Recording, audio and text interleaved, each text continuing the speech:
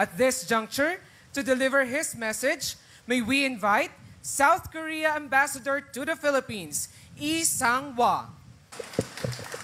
Today is a momentous occasion as we come together for the inauguration of the Halao River Multi-Purpose Project Stage 2, which is the largest project in the Philippines. I'm particularly pleased that today's ceremony could be held in the presence of President Ferdinand R. Marcos Jr. Thank you, sir. I believe that the completion of this project, the largest dam in the Visayas, will be a game changer. May the Halao River project become a shining example of Korea-Philippine friendship, especially when we mark the 75th anniversary of Philippine-Korea diplomatic relations. Thank you, maraming salamat po at mabuhay. It is indeed another exciting day for us, since this will be by far the largest water reservoir project of the National Irrigation Administration outside of Luzon.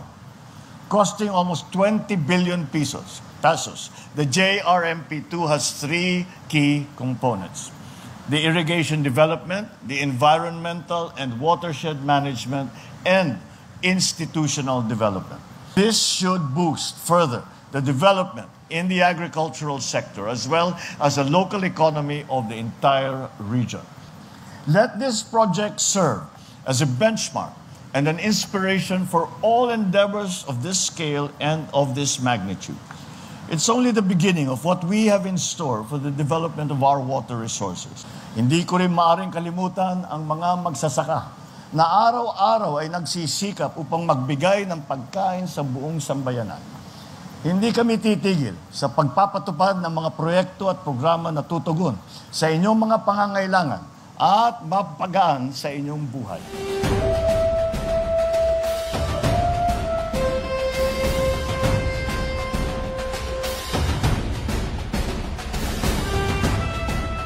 Malaki pong maitutulong sa amin as a farmer po.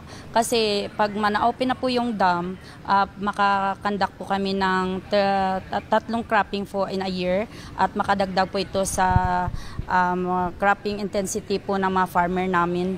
At malaking maitutulong dito sa ikabubuhay namin, sir. Labis na salamat ng ating mga Irrigator Association at mga farmers beneficiaries sa ating mahal na Pangulo sa paggawa nito ng modernong at malaki na dam. Kami dito sa Halao Proper, ang aming Irrigator Association ay beneficiaryo ng Sining Dam.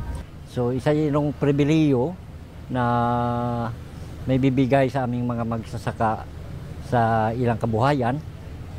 Sigurado tuloy-tuloy ang production ng palay. At sa tulong ng ating mahal na Pangulo, ng DE, na binibigay nilang libreng abono sa mga farmers, mga high-yielding variety na palay, at ng atong DSWD nagbibigay ng financial assistance sa mga farmers na epektuhan ng El Nino.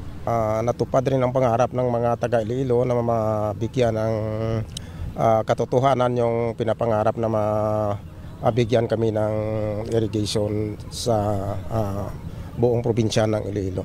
So sa mahal na Pangulo, inuulit ko, napapasalamat kami sa kanya. Lahat ng mga farmers ng taga Iloilo, taos puso po nagpasasalamat sa kanya.